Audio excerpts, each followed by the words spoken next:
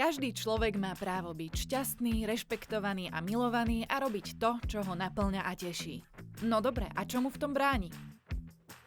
Predsudky a stereotypy. Že chlapi neplačú. Že dievčatá sú slabšie. Že je normálne, aby ženy zarábali menej. Že muži sa automaticky hodia viac na vedúce pozície. Týchto zaužívaných spôsobov uvažovania sú stovky. A my sme sa to rozhodli zmeniť. U koho?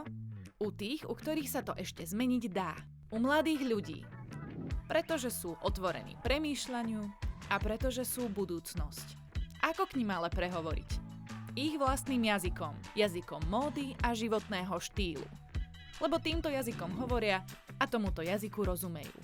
Takže namiesto komplikovaných poučiek sme im jednoducho povedali, že svet je unisex.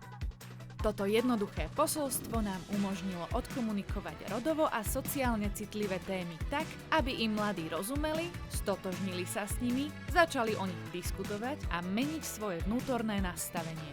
Flexibilnosť posolstva nám umožnila osloviť mladých priamo na školách, formou prednášok a plagátov, ale aj na sociálnych sieťach, kde sa denne pohybujú.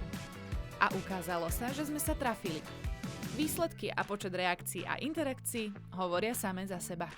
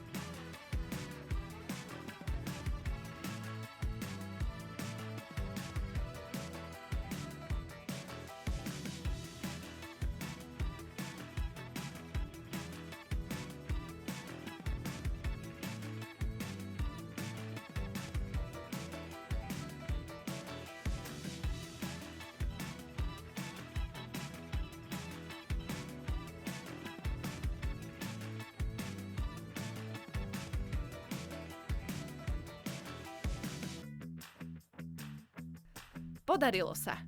Kampaň Svet je unisex sa stala jednou z najviditeľnejších kampaní orientovaných na zvýšenie rodovej citlivosti mladých ľudí.